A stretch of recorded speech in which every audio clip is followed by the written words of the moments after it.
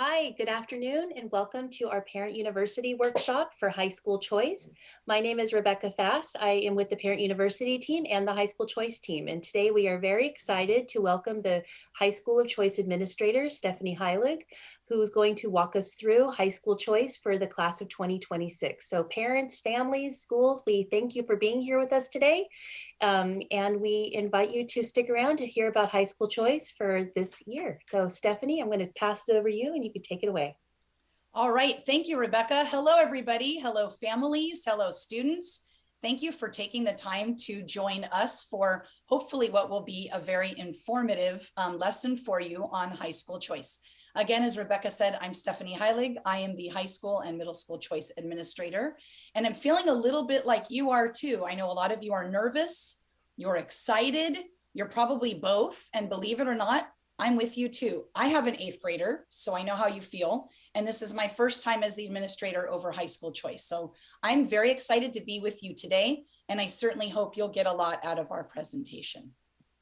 I did want to introduce our team to you in case you do call or email, you'll know who it is that you're talking to. And again, you can see that I'm there. Rebecca Fast, you met, she's our middle school liaison, TOSA.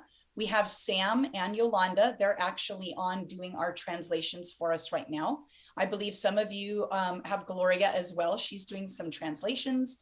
And then Erica Montoya is our office assistant. And together we are the small but mighty High School Choice team. So thank you for having us join you today. I did want to go over some objectives, things that you're going to take away from today's presentation. We do want you to understand the 3 phases of High School Choice. We will want you to understand what a linked learning pathway is. You will be able to preview the Long Beach Unified School District pathways. You will understand the entrance requirements. And at the very end and throughout the presentation, we do want you to be able to ask questions. So let's talk about what you should do if you have a question. Please jot them down. If I've done my job, and I hope that I do it well, I'll answer it for you. So we do want you to be able to pay attention to the presentation. There will be a link, I believe that it is below on the YouTube feed. You'll also see it appearing kind of as a banner on the bottom. It'll go straight to a Google form, and some of our monitors will be monitoring that Google form. And at the very end, they will give those questions to me, and I will answer them if I didn't already answer them in the presentation. Also, following this presentation, everything's going to be taped. It'll be put up on our website, so there's no need to take pictures or frantically write down information. We will put this up there, but we will also be releasing an FAQ, a frequently asked questions document, and we'll post that as well. So we're going to try to answer as many questions as we can. So let's go ahead and get started. Our High School Choice process is in 3 phases: the prepare phase, the explore phase, and the apply phase. The prepare phase is just about over, but I want to touch upon that with a few slides, and we're going to spend most of our time today on the explore phase. So let's talk about our choice timeline.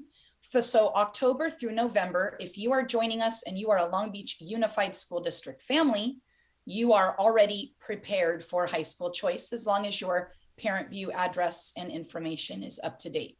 For those of you that are joining us and you are a non-Long Beach Unified family, we encourage you to get your enrollment forms, and I have a slide where I'll be discussing that a little bit just after the timeline. We are going to spend most of our time today on the explore phase, and then January 5th is the apply phase. And so when you come back to this presentation, you can feel free to refer to this timeline. So prepare phase. If you are a current Long Beach student, please make sure that you can log into your Parent View account. Make sure that your address and contact information is correct. And we invite you to read the frequently asked questions document. If that's already up to date, you're ready to go. You're ready to begin exploring. If you are a non-Long Beach Unified School District student, we will ask you to complete an enrollment packet to get a Parent View account. And to do that, you will go here to lbschools.net. There's a button that says enrollment. You'll go to High School of Choice for current non-LBUSD 8th graders. And then there's a step-by-step process on how to get your enrollment form. We ask that you complete this by November 18th. That way you can receive all of our information on School Messenger about our upcoming events. All right, so let's get started. We're going to spend most of our time today on the explore phase. I'm going to review with you how to go over the high school pathway websites. I'll talk about the website in our Canvas course. We will touch upon our high school choice fair and our site nights as well, which are coming up. So all of these events will help you pick the right pathway for your student. Let's talk a little bit about our webpage. This is kind of the one-stop shop for many of the questions that you have. So after our presentation finishes tonight, you may find this particular page to be really, really helpful. The timeline is here. The enrollment packet is here. There's a minimum criteria for the selected pathway programs. There are links to explore the high school pathway websites. We'll show you where to get the exploration activities, what's a pathway video, which our Office of Multimedia Services created. It'll have the date for choice fair, for site nights. After we're finished with our broadcast, this will present itself as the new broadcast for the year, and it will also contain some application instructions for you. So this is a really good page to visit. Some of you may have noticed that today your Canvas course has dropped inside of Canvas if you're an 8th grader. That did drop on November 1st. And so on your dashboard, you'll see it as high school choice for the class of 2026. And for those of you that are paired as a parent observer, you will also see it paired up. If you're using your phone, that's what it will look like as well. We ask that you stay tuned.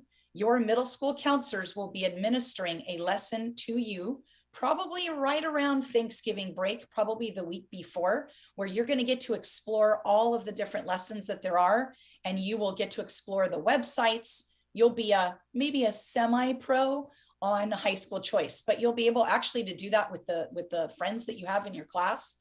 And it's a great conversation piece as you all are deciding where do you want to go to school. So stay tuned. That's going to be coming for sure, but I wanted to mention that to you. Some of you may have noticed that that is there already. So we're going to get into a little bit of what is linked learning and what is a pathway. Sometimes those two terms are used interchangeably. Those of you that have been in the district for a while, you may have heard it called an SLC, but we're going to refer to it as linked learning pathways. And I do want to spend a couple of minutes talking to you about that. Linked Learning is a research-based organization that uses a college and career approach to making education relevant to students. So by the time you graduate from a linked learning pathway, you will be prepared for college. But if you do decide that you want to enter a career industry, you'll be ready for that as well. The Linked Learning Alliance has identified 15 industry sectors and pathways that are present in California, as you can see from the icon here. So in California, these are the top 15 industry sectors. And what we've done in Long Beach Unified is we have identified the most popular industries that are present in Long Beach, and we've designed pathways that are connected to those industries. So Long Beach Unified has 11 unique high school campuses and approximately 40 different pathways based on those career industry sectors. So we've taken those and we've designed our pathways around that. So a pathway is a small learning community of students. I like to tell people that it's kind of like an ice cream flavor. For example, if your favorite ice cream flavor is chocolate, you may decide, you know what, I could try a chocolate bar, or I'll try and I'll go crazy and I'll try chocolate covered potato chips. There's a thing, I've tried them, they're actually really good. But this is kind of the way the pathway works. And so it's a pathway connected to an industry theme. And then this theme is grouped into all of the classes. And so that theme is woven into the lessons. And so when you're in math, you'll get that theme woven into your math class. Your friends that are in a different pathway will have their industry theme woven into math and science and all of the electives that they take. In those pathways, you can take AP courses no matter what pathway you choose. And again, those themes are woven into those AP courses. The best part about linked learning pathways is that you will all learn life skills such as critical thinking, problem solving, and other skills that are related to that industry. For somebody who has, I have a 10th grader and an 8th grader, it really answers that question, why do I need to know this? And it makes learning relevant. And that's the magic behind linked learning pathways. So the way that it works is some students can use those pathway schools and knowledge to enter that workforce following high school. Some students already know what they want to do. They graduate from high school and they enter the workforce. Some students will pick a college major connected to the pathway theme. For example, business. Some students may say, you know what, I'm going to pick a college major connected to that theme. But there's others, and it's a little known fact, but a lot of students pick a college major, that is unrelated to that pathway theme, because it's really the skills that they are learning within that pathway, not necessarily the major. And so I don't want you to walk away thinking, oh my gosh, I need to know what I need to do with my life, because that's not really true. We want you to pick a theme that you're interested in because it's going to make school interesting. So here's the way it kind of works into practice. We're going to take a technology pathway, and there's a number of those in our district. Some people, some students, when they graduate from high school, they will pick a job or a major with a direct theme connection. So they might go directly into software engineering, video game design, or web development. They may even want to be a computer scientist, and that makes sense. But other students may go into a technology pathway but say, I don't really think I want a college major with technology, even though I'm really interested in technology. As those of you that are in the workforce know, technology skills apply everywhere. You need technology if you want to go into nursing or medical. You need technology if you want to be an architect or an educator or banking and finance or a business owner. So those particular jobs would indirectly use the skills that you learned in the technology pathway. So no matter what pathway you choose, you'll be successful no matter what you do after high school. All right, we're going to get right back on track and talk about our high schools. There are a variety of high schools to explore in Long Beach Unified. We have 6 comprehensive high schools: Cabrillo, Jordan, Lakewood, Milliken, Pauley, and Wilson. But we also have 5 thematic high schools: Browning, Cams, McBride, Renaissance, and Sato. And I do want to talk about the differences between those.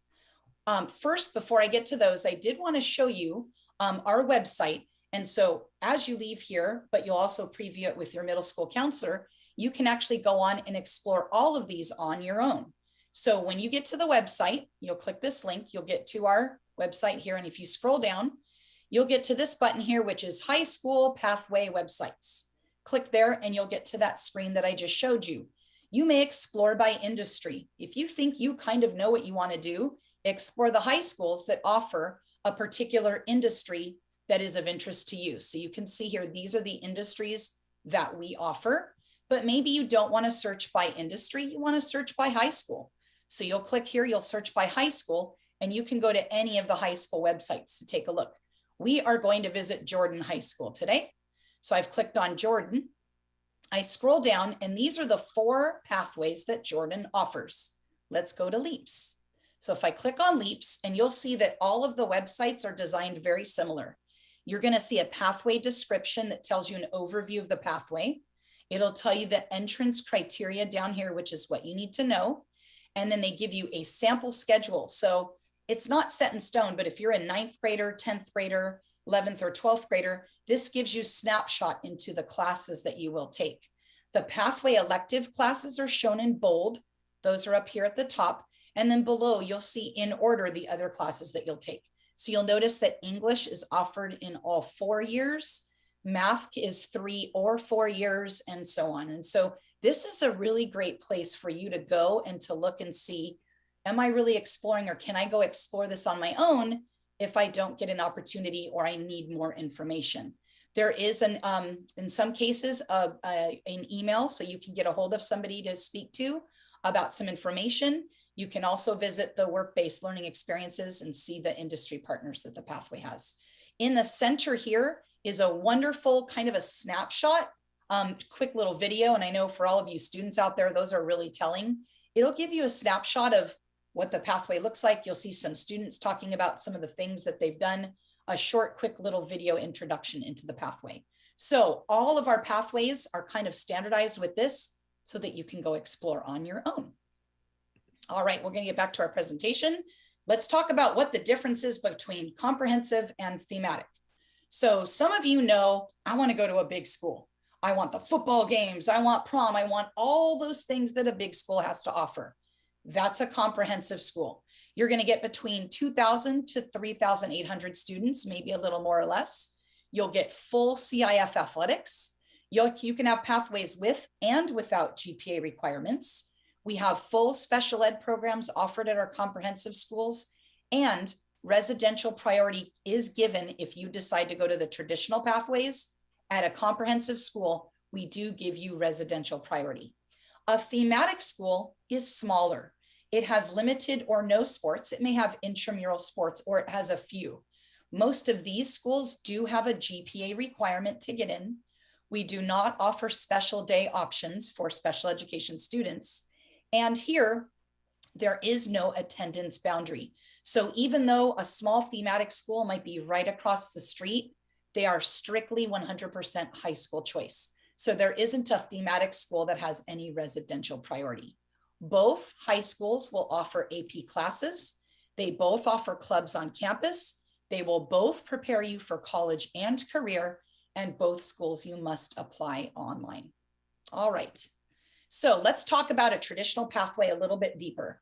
There is no criteria for admission. That means you don't have to have a GPA requirement, no testing requirements. Here, residents have priority, but they're not guaranteed. Some of our schools, there are more residents living in the area than we have space for, but we absolutely give priority to residents within that particular pathway.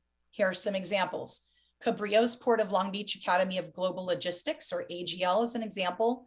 Milliken's Sega pathway, and Wilson's School of Technology. We have other pathways too, and they have some GPA requirements. Some of them have a minimum GPA. It starts at 2.0, and it moves up from there. And they may have some other qualifying criteria. For example, you may have to be enrolled in algebra currently. They may have an SBAC requirement attached to their requirements. Some of them also have residential priority. So I'll give you some examples. Poly's CIC program is a GPA required pathway, and it also gives residential priority. Jordan Ames program has a GPA requirement in algebra, and same thing with Lakewood Merit Scholars with GPA and an SBAC and an algebra requirement on that one. So we'll dig in depth in those in just a moment. So I did want to touch on our layered pathways, and this is something that's relatively new. It's been here the last couple of years, but we're going to try to do a better job of explaining it. In a layered pathway, it would be like a cluster. Think of it almost like an honors class of 3.0 GPA students in a traditional pathway. So in this case, you're going to get a cluster of students that are, it's like a small learning community within a pathway. These are selected high to low GPA. There is no residential priority given. And typically in these cases, you'll have math and English together, but then your other classes are with the other pathway students. And so we have 5 schools where you have a layered pathway. So Cabrillo, you have your university scholars. So all of your traditional pathways, you then have university scholars attached to those. Jordan has accelerated scholars, Lakewood has Knights, Milliken has laureate, and Wilson has distinguished scholars. And so those have a GPA requirement attached to the regular pathway. So we did want to talk about residential priority. I'm not going to kind of go into too much depth with it, but I do want you to understand that if you do select a residential pathway as your first choice, you are given priority, okay? So I want you to think to yourself, am I going to apply for a pathway in my residential boundary? And if I am, I get priority, but does it have a GPA requirement? And that's really important as you begin to think about where you do want to go to school. If you'd like to review this on your own, you can come back here and you can review that slide. We're going to dig in depth in a little bit for some examples. We're going to start off with Cabrillo. That's our example number 1. So on the left are the pathways where residents have priority. So CalJ, which is Law and Justice, AGL, and SACMA, Computer, Media, Arts, and Animation.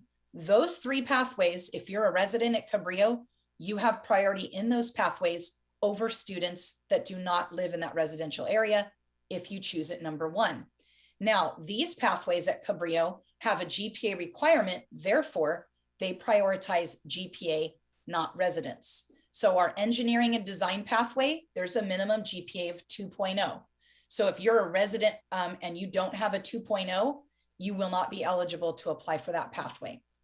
Also, as I mentioned before, we have university scholars. So for example, university scholars in SACMA, if you're going to apply for that, it's GPA 3.0 and above will go highest to lowest for admittance. You have to have algebra in 8th grade, and that would be available for all the pathways at Cabrillo.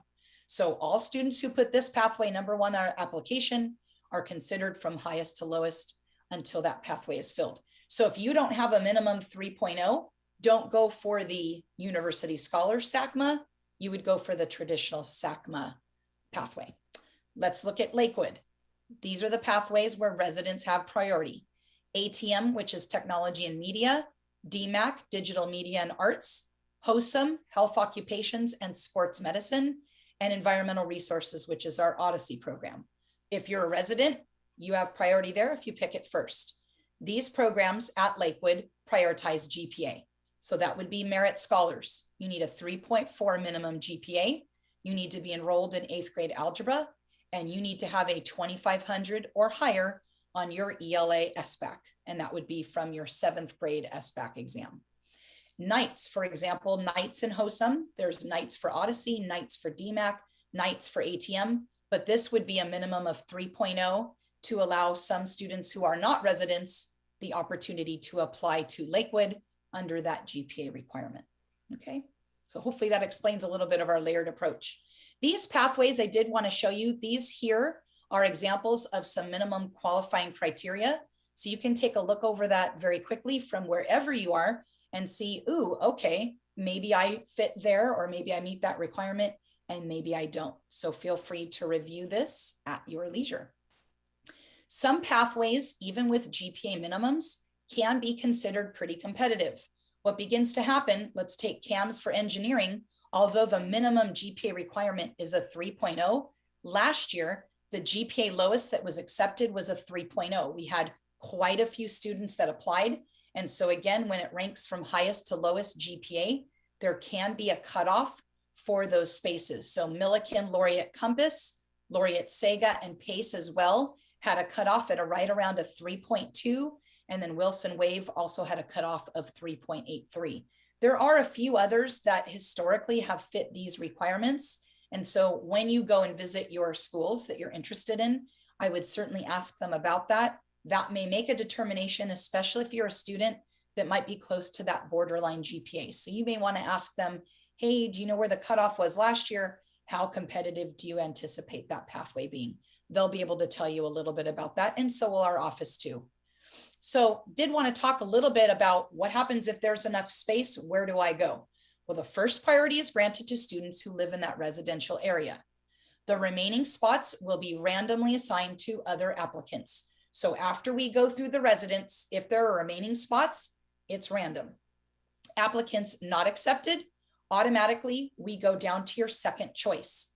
If that second choice is full, we go to your third choice. If the third choice is full, we will go to your fourth choice, which is your school of residence. Now, I don't want to worry you because that seems very scary, but I do want to let you know 95% of students last year were granted their first choice. That's a lot of kids. So I really want you to think about, where do I really want to go to school?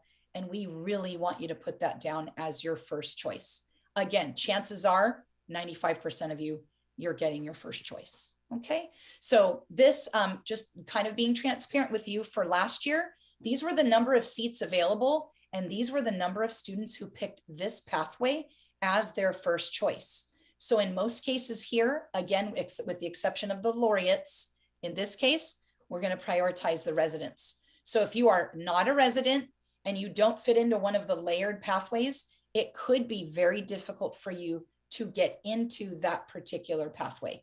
We've got to put you somewhere. The great news is all of our pathways are great, and there's space for all of you in a pathway. But I did want to show you some of our traditionally crowded or popular pathways.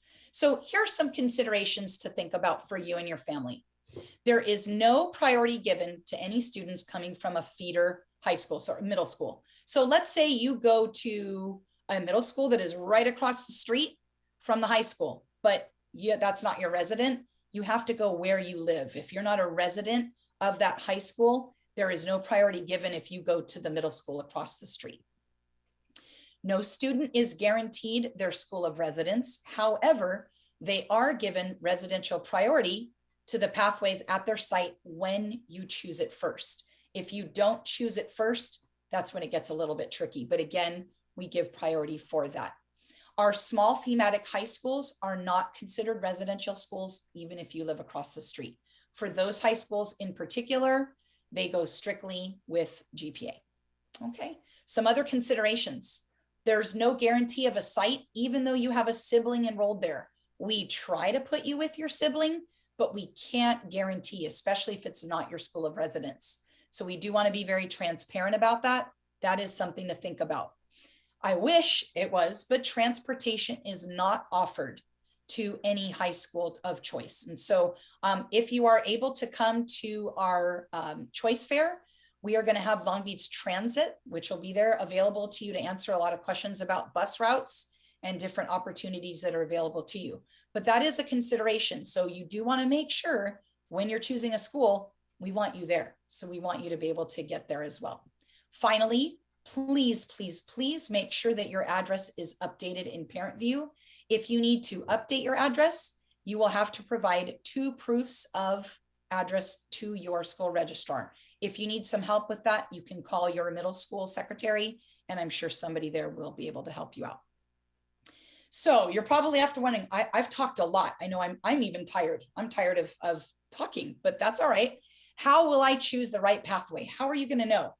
I was in your shoes 2 years ago. My daughter's in 10th grade. First thing is first, you need to find a theme that interests you.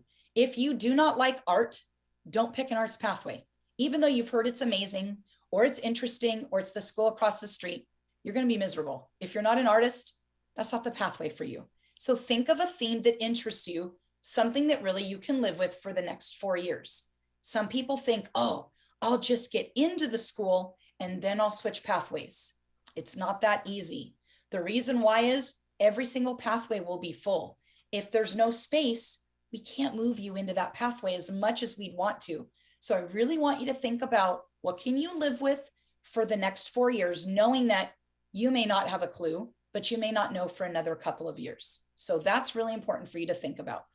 We would encourage you, we do encourage you to attend the high school choice fair and site nights, and those are coming up. Our choice fair is on Saturday, November 13th. That's a great way to see all of the pathways, and those pathways will let you know when their individual site nights are so that you can go and get a flavor and a feel for that particular school. I would invite you to talk to current students and staff members. What do they say about the school? Do you see yourself as them in the future? Have you connected with them? Ask them a lot of questions. What's it like to be in that pathway? What things will you take? What things will you do? That's really important, and it's a great opportunity for you to see, could this be the pathway for me? I would encourage you to think about your own strengths. And I know you're in 8th grade, and last year was virtual digital learning. I know I have my son was there too. I'm with you 100%. But what are you good at? Know your strengths. What do you like to do? If you know your strengths and you know how you learn best, then you can really ask some really good questions of the people that are at that fair. And when you ask questions, I really want you to think to yourself when you're at the fair and when you're at the site nights, does this feel like a place I belong? Can I see myself here? And I know that that might be a little bit tricky and maybe you don't know, but really listen to that in your gut and in your brain. Really think about, where do I think I probably belong? And I don't want you to worry if you make a wrong choice. There is a suitable pathway for everyone. Every single student has the opportunity to graduate with a Long Beach Unified School District degree, and you're going to move on to do amazing things. It's high school, and there's lots of options out there for you. So let's talk a little bit about the application phase. We're not going to spend too much time going into the application. There is a video for you. It's actually on our website with the step-by-step instructions on how to complete the online application. It's both in Spanish and in English. You can follow those instructions to a T, and it will help you go through how to apply. I do want you to think now about, you have to pick a residential pathway for sure. So no matter where you are, one of those choices, just like I believe it was when you were in 5th grade, when you were applying into middle school, you have to pick a pathway at your residential school. So if you don't want to go to your residential school, you get 3 other choices, but really think about which one do I want first? What's my first choice of pathway? The application window, it's not even until January. So you have all sorts of time to explore, but that application window is January 5th through January 18th, and it will close at midnight on January 18th. The high school choice online application will be assessed via parent view. And that's why it's important. If you don't have a parent view account, you will need one. That is how you will get to the online application. And then we will post your placements at the very latest by February 12th of 2022. So you will know which high school you have gotten into at that time. So bottom line is, we absolutely can't wait to see you. We are looking forward to meeting you at our Long Beach Unified High School Choice Fair from 9 a.m. until 12 p.m. on Saturday, November 13th. Come by anytime you want. All 11 of our high schools will be there. This is a glimpse of a few years ago what our high school choice looked like. They will be available to answer all of your questions. We have students, we have teachers, we have staff members. I believe there's a few presentations. They'll talk to you about what it's like to be here at the school. You'll meet administrators and counselors. We have some business partners showing up. I think it's already mentioned, we have Long Beach City College, the YMCA is coming. We have, the Long Beach Public Library and Long Beach Transit will be there to help answer some of your needs as well. So I did want to, I get to stop talking. It's amazing. And I get to listen to some of the questions that you all have put on the Google form. And so I'll turn it over to Rebecca Fast and see what kinds of questions I can cover for all of you in the audience. Hi, Stephanie. Thank you. We do have some questions that have come through. Here's a question that came up a couple times. Will CIC at Pauley be available for the class of 2026? Yes. Okay. Yes, How many students are accepted into CAMS? Into CAMS, that's a really good question. So I want to say, and Rebecca, I'm going to turn it back to you because I think you can probably answer that instead of me going back to the slides. Sure. There's 54 students that Long Beach Unified has with CAMS. CAMS is a consortium school, meaning we are one of 11 school districts that feed into CAMS. And so Long Beach Unified is awarded 54 seats that go into CAMS. For our private school, because that was what the question was asking, private schools, they're combined into one school, so to speak. So of all of our private schools, we send about 2 to 3 students to CAMS. So they're treated just like one of our schools in Long Beach Unified, where each of our schools get 2 seats and 2 seats each for each school, and then they all feed into CAMS. So we get 54 total. So our private schools are grouped together as one school. All right, perfect. Okay. Let's see. We have a question. Can you explain a little more about residential areas, and where would I be able to find my residential area if I'm not sure? Sure. The best thing to do is to call our choice office, because we can actually look that up for you. But a residential area, if you go, you can do a couple things. You can call our office, but you can also go on to parent or student view, and it will let you know. I believe there's a tab and it lets you know what your residential school will be. And so you can go there and check. I think there's a third option, but Rebecca, there's a link. I know I believe on our website. Yeah. On our district website, there is a school finder. You can go into the school finder and enter your address, and it will let you know your elementary, your middle, and your assigned high school based on your address. So you can go into the school finder tab on lbschools.net. Perfect. And that's why it really is important to make sure that your address is updated. If it's outdated and you want to go to your residential school, but it has the old address, you'll want to get on that right away and make sure that's updated. I can't emphasize that enough. We do get that happening lots of times as students don't get into the school that they want because it doesn't appear. So that's really important. Great question. We have another question about grades that will be used during this time. So which grades will be looked at? Because of COVID and the pandemic, there were some semesters missing. So can you clarify which semesters will be used? Absolutely. So we're going to use 7th grade, both first and second semester grades. And we're also going to use first semester of 6th grade. That second semester of 6th grade in Long Beach Unified was a credit, no credit, or pass fail. And so we don't have a GPA to use for that. Now, if you're coming to us from a private school and you do have grades from your second semester of 6th grade, if you feel that they do help, we will take those as well. But we're basically going to be using 3 semesters of grades as we calculate GPA. Also, you should know that it is going to be an academic GPA, so that wouldn't count your electives in that particular case. Okay, the questions are coming in fast and quick now. I love it. I love it. Rapid fire. I Yeah. should have talked longer so we That's wouldn't have as many time for questions. That's okay. Let's see. Do current LBUSD students attending a district permit have to go through a different process? That's a great question. The answer is no. Since you're already our student and you live here, you're one of ours. So it will be, you're considered one of our students. And so residential priority would be given. You're right after that one because you're already in our school district. So you wouldn't have to apply as a non-resident. You're already in our schools, especially if you've been with us from kindergarten on. Yeah.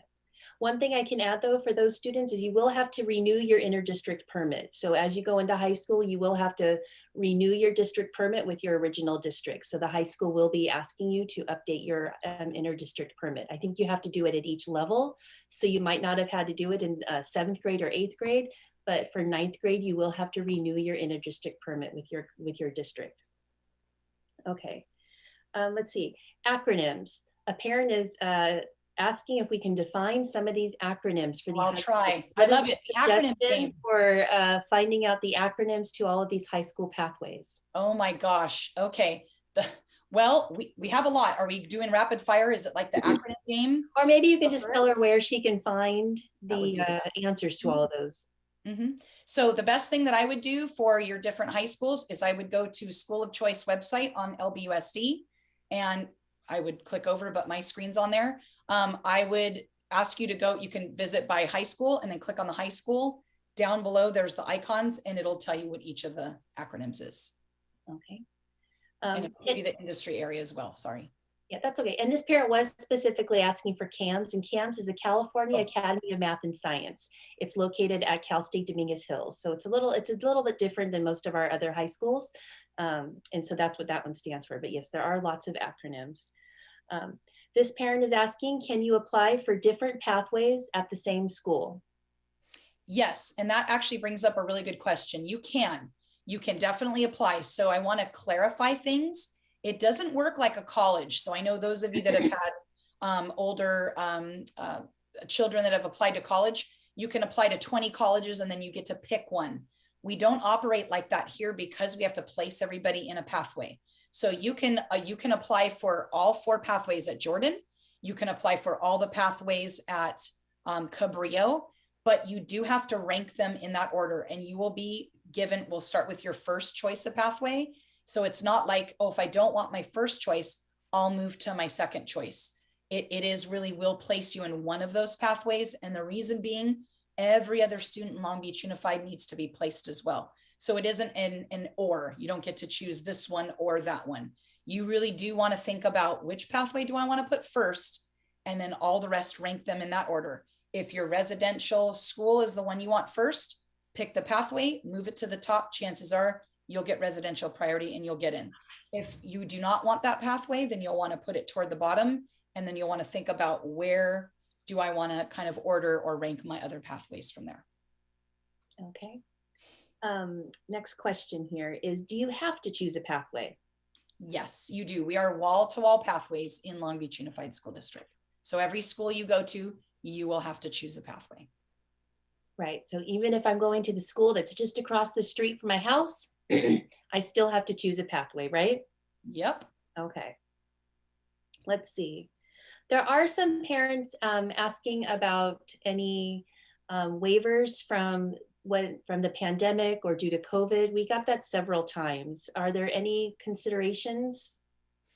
As of right now, currently, according to our office and the information that we have received, we're kind of holding firm with the SBAC scores and with those GPAs. Now, I do want you to keep in mind that doesn't apply to all of the pathways. So most of our pathways you can enter in, there's no GPA requirement, there's no prerequisites, there isn't anything that you need. So it really doesn't apply to all of our pathways. It's only just a few.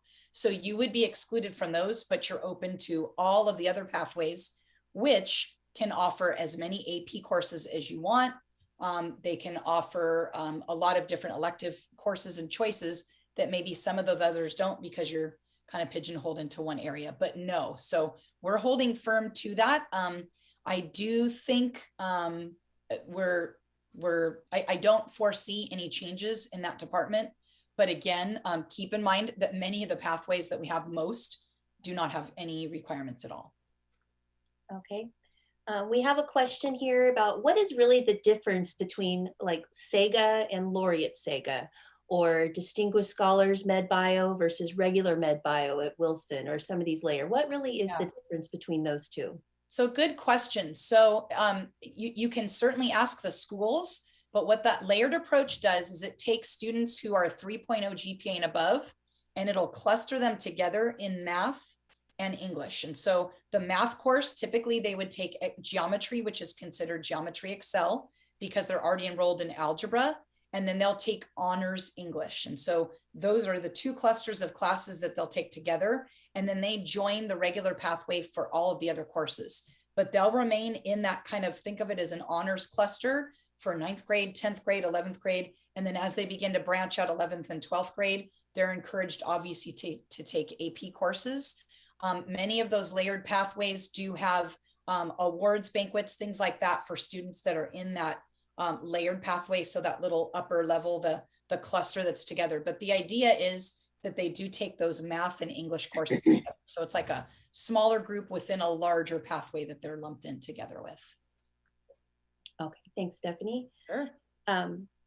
We have a question here about PACE. A parent is asking, how many spots are in Poly PACE? How many applied, and what is the acceptance rate? And I can go ahead and take that one, Stephanie, for you, because last year they take approximately 180 students each year in Poly PACE. For the last 2 years, every student who has applied to Poly PACE has been accepted. So for the last 2 years, there were only about 175 students that applied for Poly PACE, and so all students were accepted. And so for the last 2 years, of course, we can't predict what's going to happen this year, but based on the current last 2 years, you know, we should be safe. About everybody who applied for the last 2 years at Poly PACE was able to get in. So that's the question for Poly PACE. Let's see. And Stephanie, could you go over some of the requirements for PACE and Quest and some of those programs? Sure. So some of the requirements for those is you have to have an SBAC score, and that will be in 7th grade of 2550 in ELA. So that's the first requirement. The second requirement is you need to be enrolled right now in algebra. So as an 8th grader, you need to be enrolled in algebra. And then the third requirement is you need to obtain a 3.7 GPA. And again, that would be your spring semester of 6th grade, and then your 2 semesters of 7th grade as well. So those are the 3 prerequisites that you'll need to have when you apply for those pathways. The great thing about our application process, and I know we'll talk about that a little bit, if you're not eligible for the pathway, it won't appear as a choice when you go to fill out your application. So if you're eligible for PACE, then those PACE and Quest and CIC and all of those different pathways will show up. But if you're not eligible, it won't show up as one of your options. So you don't have to be confused. Oh my gosh, do I choose it or don't I choose it? Our programming will actually kind of sift that out for you. How about athletics? Do you apply for athletics separately? You don't apply separately for athletics. In our larger schools, what typically will happen, once you're accepted to the school, they'll let you know when there's an athletic meeting. Usually it's in May sometime when you'll talk to the athletic directors and you'll meet the coaches, and often they will tell you when you'll get your programming done, you can let the high school counselor know at that time, I'm interested in playing a sport. Last year, since we did everything virtually, a lot of counselors reached out with a Google form and you marked on there which sport you were interested in, and then they put you into that sport. Sometime during the summer or really early in the fall, they would have a tryout process. Some sports have tryouts, some don't have any at all. So it depends on the sport.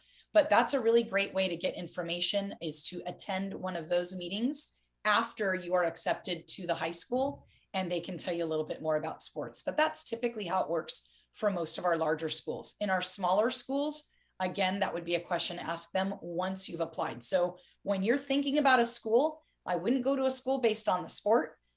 I've always told my children who are athletes, it's student athletes. So think of the academics first, and then the athletic part can come after that, that portion. But a lot of that information will come after you've been accepted into the high school. Okay. This question has come up several times. Where can I find my GPA? Oh, excellent. Well, you can go to Student View. So those of you that are students, you can go to Student View, and there's a sidebar on the top, on the side where it can list your GPA. So you can look there at course requirements. You can look at I believe it's called GPA Summary. I think that's the name of the tab. I don't have it in front of me. You might need to click onto Assessments and More. And when you click on Assessments and More, you'll get a lot of options. And so when you click on Assessments and More, that's the tab on the left. It's under, I think, Reports. You can even find Unofficial Student Transcript. You can find it under Course History, and you can add up your grades and your GPA. But if you look at the Unofficial Student Transcript, you'll see both your academic and your cumulative GPA. For our purposes, we're going to be using academic GPA. Academic GPA, it's pretty much like the cumulative GPA, except it does not count PE and non-academic electives. So it doesn't count your homeroom class or your advisory class. It does count your yearbook class or a student council, and if you got a grade for it, it would count. So it does count art and music, but it doesn't count PE. So you should be able to find that in your student view or parent view under reports. And you can look for the academic or the unofficial transcript. And another really good way to do that, and I know Rebecca's going to probably touch upon this, but your middle school counselors will. Mm-hmm. If you go onto Canvas, and you'll see that there's the Canvas course. If you scroll down, there's about 4 circles, and there's one of those buttons that says, how do I calculate my GPA? And so you can click there, and it'll tell you how to find it too. So those of you that want to get a jump start on your Canvas course, there's a little hint. You can go in there and take a look, but it can tell you how to calculate that too. We have a lot of questions about SBAC scores. Where can I find my SBAC score? And that's a great question. You know, because of the delay and the pandemic, they have just been released even to the school district. And so they're slowly filtering into parent view and student view. So for those of you who are asking, where can I find my score? We're hoping you will be able to find it soon in your parent view or your student view account. Okay, it might not be posted there quite yet, but I know our research department is working on updating all of our computer systems accordingly. So if you don't see it yet, know that it is coming. Yeah, okay. There's been a bit of a delay, but a lot of them rolling in. So yeah, and you would find that under Assessments and More, and so you can find that under that tab. Exactly. Somebody has asked about the Canvas course. When will that big red button Start Here be unlocked? Each middle school is going to be doing a class or dedicating a few classes with their 8th graders to that course. And so we haven't unlocked it yet. I know that one question is here from Marshall Middle School. I believe, Marshall, you're going to be doing your lesson on November 9th and 10th. So the teachers that are hosting it will unlock it closer to the 9th and 10th so that you can do the activities together. And then once they're unlocked, they'll be open throughout the month of December. And you'll be able to go in there and relook at some of those sources. For those of you who are our private schools, they were asking about those resources. If you go onto our district homepage, many of the same activities are right there as well under exploration activities. So if you look into exploration activities on our choice homepage, you too can see all of the same resources. We really want to make sure all the resources available for all 8th graders, no matter what school they are at. And so for our non-LBUSD schools, you can find those resources under right on our district webpage on the choice webpage. But can I just add, I love that students are ready to jump on and do the lessons. So like Gold Star, whoever that is from Marshall, good for you. Gold Star, I love it. Let's see. Where do you apply for Quest and how many were able to get in last year? So you'll have to meet those requirements. Quest will be the same application that you had before. Quest typically takes about 180 students. And I believe last year, as Rebecca mentioned earlier with PACE, Quest had about 180 students that applied. And so all of the students that applied with a 3.7 GPA, 2550 on SBAC, and enrolled in algebra, all of those students were able to get in. In years past, it did become a little bit competitive, but last year we did find that we had just the right amount of students for the spots that we had available in Quest. So for the entire district, right around 180 spots. And where can I find more information on site nights? So if you go to our district website, all of the site nights are listed below with their times. There's only one that's actually not a site night. I even feel bad saying it, but CAMS is doing a site day.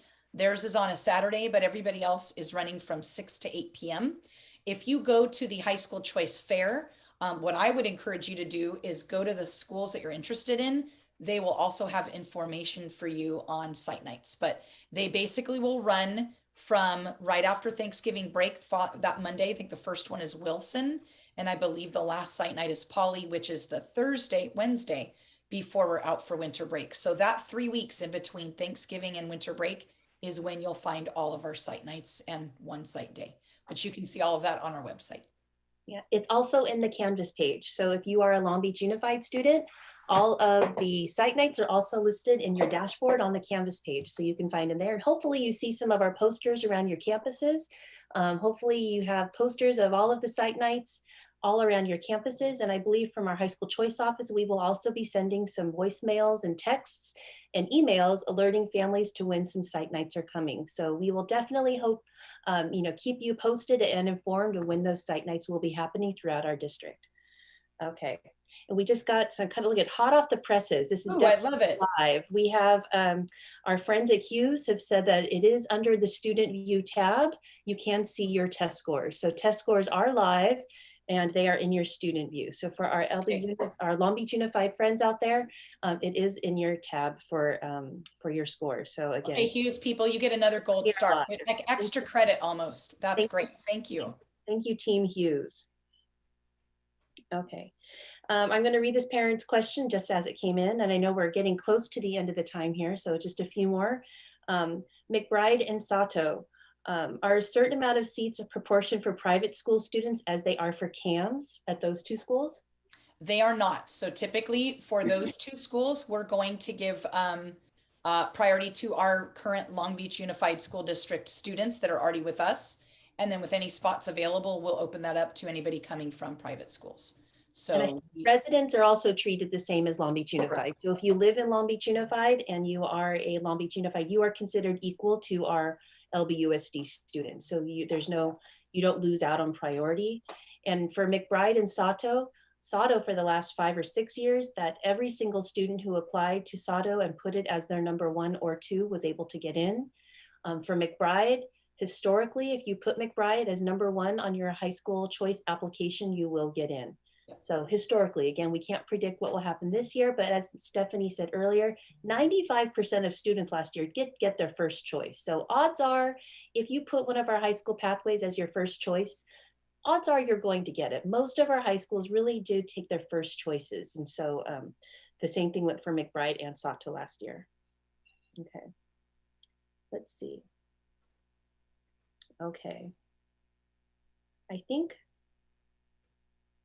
we have a few other questions here, but they're very specific and the parents were able to leave their contact information. So if we didn't get to your question specifically tonight here, please know that our team of parent coordinators and myself and Ms. Heilig will be answering your questions and we'll be in touch with you tomorrow. So there are some really specific questions here, but the parents did leave their contact information and we will be giving you a call or an email tomorrow. So be on the lookout for a call or email from our choice team.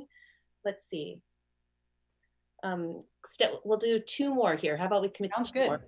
Yeah. Stephanie, can you give the acceptance rate for thematic high schools? Or do you?